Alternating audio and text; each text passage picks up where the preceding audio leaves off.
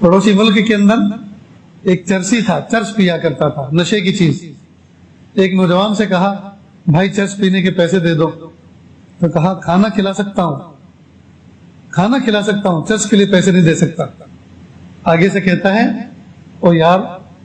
چرس کے پیسے دے دے، کھلانے کی ذمہ داری تو کسی اور نے لے رکھی۔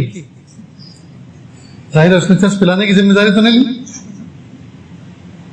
کھلانے کی ذمہ داری تو کسی اور نے لے رکھی ہے، تو چرس کے پیسے دے دے۔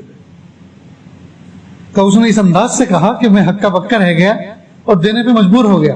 میں نے کچھ پیسے اس کو دے دیے۔ جب دے دیے تو وہ تیز تیز قدموں سے چلنے لگا، یہ بھی پیچھے پیچھے چلا کہ دیکھوں یہ جاتا کہاں ہے اور کرتا کیا ہے۔ یہ چل ہی رہا تھا، راستے میں کوئی فنکشن ہال تھا، شادی خانہ تھا، دو حصوں میں بنا ہوا تھا، ایک میں کچھ عورتیں بیٹھی تھی اور دوسرے میں مرد حضرات تھے، خوشیوں کا ماحول تھا، اور کھانا مردوں والے حصے سے سرو کیا جا رہا تھا عورتوں والے حصے کی طرف۔ تو ایک نوجوان ٹرے کے اندر بریانی لے کر وہ راستہ کراس کر کے عورتوں کے حصے میں جا رہا تھا کہ راستے کے کنارے ٹھوکر کھایا اور وہی بریانی گر گئی، اور اس نے اپنی پاجامہ پینٹ کو جھاڑا، صاف کیا، اور وہ ٹرے بھی وہیں جھاڑ دی اور واپس دوبارہ لینے کے لیے گیا۔ یہ چرسی وہیں بیٹھا اور فوراً کھانا شروع کیا، گرم گرم بریانی ڈھیر سارا پڑا ہوا تھا، اوپر کیوں کھانی شروع کی۔ کہا میں پیچھے کھڑا ہوا یہ منظر دیکھ رہا تھا، چرسی نے اچانک مجھے دیکھا اور عجیب بات کہی کہ میں حیران رہ گیا۔ کہا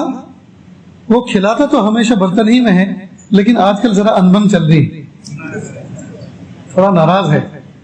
اور ہاں وہ قریب اتنا ہے، وہ قریب اتنا ہے، غصہ چاہے جتنا ہو جائے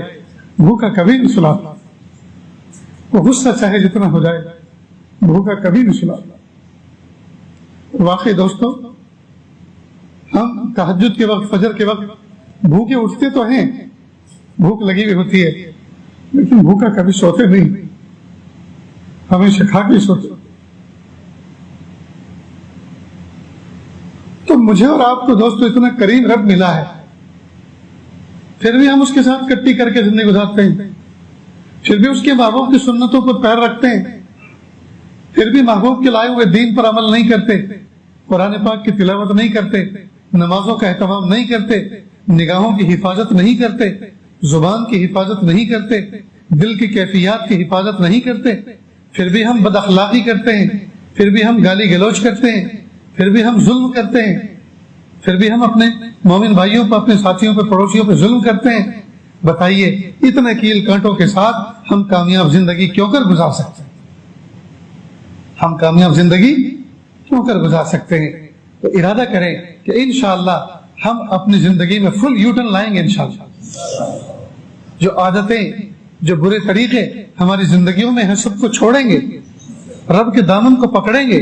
نمازوں کا اہتمام کریں گے، قرآن پاک کی تلاوت کا اہتمام کریں گے، ذکر و اذکار کا اہتمام کریں گے، سخاوت کا جذبہ پیدا کریں گے، جو مال اللہ پاک نے دیا ہے وہ مال اللہ کے راستے میں خرچ کریں گے۔